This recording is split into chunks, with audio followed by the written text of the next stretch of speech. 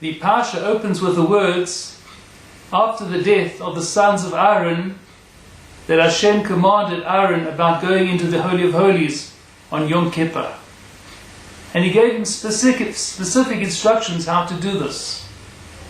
The question is, when giving this command to Aaron, why did the verse have to mention that this was after the death of Aaron's sons? Our sages explain this with an analogy. A doctor once visited a very sickly patient and gave him specific instructions, things that the patient needed to do in order to get better. Then a second doctor visited the very same patient. He gave him the same instructions again, but he added a few more words. He said to him, so that you don't die like so-and-so died.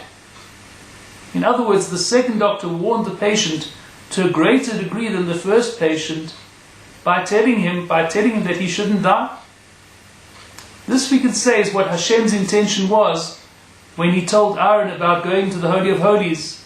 He mentioned the death of his sons so that Aaron would be warned that if he didn't follow instructions exactly, he would die in the same way as his sons had died. The question is, what would be, in our analogy of the doctor who visits the patient, if the patient himself was also a doctor? If a doctor visited a sick doctor and he gave him the same instructions, would it make a difference if he added the words, so that you don't die, just as so-and-so died? Surely in that case, the doctor doesn't have to tell the patient, who's also a doctor, that he shouldn't die. Surely the patient, who himself is a doctor, would realize the severity of his situation without getting a special warning. Yet this is just what happened in the Parsha. Hashem was speaking to Aaron. Aaron himself was a very holy, very learned man. He himself was a prophet, and therefore, surely it was unnecessary to warn Aaron. Aaron knew the risks involved. Aaron knew how dangerous it would be if he wouldn't follow Hashem's instructions exactly.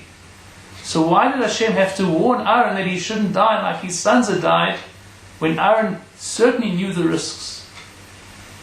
The answer is, says Rabbi Chasman explains, that every single person is subject to the rules of creation, one of the rules being that of free choice. Every person has an elevated soul, and at the same time he has lowly body with lowly bodily desires, animal desires. And the animal desires within each and every one of us makes it such that we don't like listening to instructions that come up from on high. We like doing it the way we feel like doing it. We like living with our instinct, with our desire, just like an animal. And that rule that every person has free desire, applies to the greatest of them all, the mightiest of them all, mightiest of all human beings, just as it applies to the lowest of human beings. Every single one of us has a pull to do the wrong thing, has a pull to do that which is bad, that which is evil. Every single person.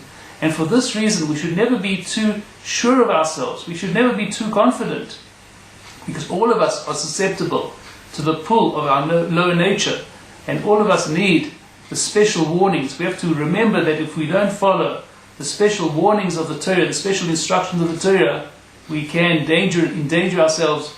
We can risk our lives in this world and the world to come as well.